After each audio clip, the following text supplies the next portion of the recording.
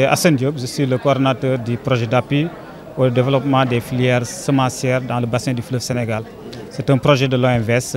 qui est mis en œuvre dans les 4 États membres et qui est financé par notre partenaire, l'Agence italienne pour la coopération au développement. C'est un projet effectivement qui cherche à accompagner les chaînes de valeur semencières dans les 4 pays parce qu'effectivement la semence constitue le premier secteur, le premier facteur de production. Donc pour effectivement accompagner les filières stratégiques, il faut commencer par la semence. C'est pourquoi le projet a mis le focus effectivement sur l'accompagnement des acteurs. Donc nous travaillons avec l'ensemble des structures techniques impliquées, les structures de recherche, les structures d'appui conseil, les structures chargées du contrôle de la certification des semences, mais nous travaillons aussi avec les institutions financières et naturellement avec les producteurs et l'ensemble des acteurs qui interviennent dans la chaîne de valeur semencière pour un peu accompagner, renforcer davantage leur capacité afin que la filière soit vraiment renforcée pour effectivement jouer le rôle qu'on attend effectivement de ces filières aussi au niveau.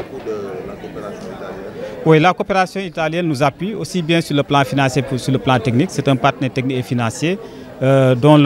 l'appui est constant. Ils sont dans la conception, ils sont dans le financement, ils sont aussi effectivement dans la mise en œuvre, dans les orientations stratégiques du projet. Et donc c'est le lieu de les remercier encore pour l'accompagnement qu'ils font pour le projet, mais aussi pour l'OMVS de manière générale. C'est un partenaire de l'OMVS qui travaille effectivement aussi au-delà du projet PAFISEM à essayer de voir quelle autre opportunité de partenariat l'ASS peut effectivement développer avec l'OMVS. L'OMVS est un organisme du bassin qui accompagne les politiques publiques. Tout ce que nous le faisons aussi pour le compte des États membres. Donc vu que les politiques publiques, c'est maintenant la reconstruction du capital semencier, c'est la sécurité alimentaire, donc le projet s'inscrit aussi dans cette dynamique. Comment accompagner effectivement les pays à développer les filières stratégiques, notamment ici le riz, le blé qui constituent les céréales les plus consommées dans nos pays pour effectivement asseoir notre souveraineté alimentaire. Donc c'est sur quoi le projet est en train de travailler et ça nous le faisons avec l'ensemble des parties prenantes. C'est pourquoi nous avons convié l'ensemble des parties prenantes pour discuter, mener un panel sur un peu les enjeux, les défis et les opportunités liées à la promotion de la culture du blé pour voir comment effectivement le projet peut accompagner cette dynamique, accompagner les acteurs à effectivement développer ces filières stratégiques pour nos pays. Le projet bi moo ngi tudd projet PAFISEM boo xam ni OMVS moo koy wëyal ci ñeent dëkk yi nga xam ne moo ngànk OMVS mu di Guinée, muy Mali, muy Mauritanie, muy Sénégal. Ci biir projet boobu nag dañ ci ànd ak vraiment benn partenaire technique bu am solo ak financier mu di AICS, agence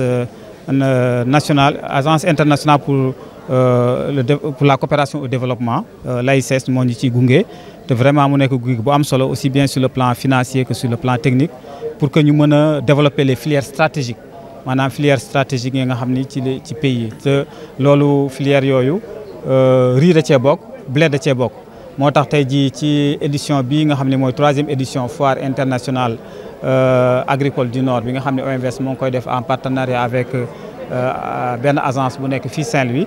ñoo ngi ci amal benn waxtaan benn lël bu am solo lañ fi doon def pour xool naka la ñuy mën a jàppale filière yooyu maanaam blé bi pour que ñu mën a développer filière blé bi nga xam ni aussi dafay dëppoo ak politique publique maanaam bëgg-bëgg gouvernement yi pour ñu mën a gën a am suñu souveraineté alimentaire ñu xool yan défi ak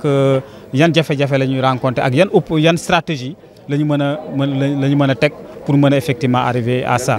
Je pense que déjà waxtaan bi am na ci solo parce que li ñu waxoon mooy il faudrait que l'ensemble des acteurs ñu mën leen a regrouper ci benn chaîne de valeur parce que kenn mënul développer culture du blé tant que acteurs yi nekkuñu ensemble. Donc je pense que solution bi foofu lay lalu naka la ñuy fexe regrouper acteurs yi ci benn chaîne de valeur nga xam ne dinañu mën a lëkkale ñi marché bi ak ñi koy produire jéem a xool défis yi nga xam ne ñoo ngi koy jànkuwante en terme un peu de productivité ñu jéem a vraiment avec l'ensemble des acteurs xool nan la ñuy améliorer rendement nan la ñuy améliorer les bonnes pratiques agricoles pour que filière bi soit compétitive ba nga xam ni dina mën a sax rivaliser ak blé bi ñuy importer. Donc waaw léegi loolu nag ñoo ngi ci ànd effectivement ak la coopération italienne moo ñu ciy jàppale pour que ñu mën a effectivement gën a dooleel filière bi pour mën a répondre aux préoccupations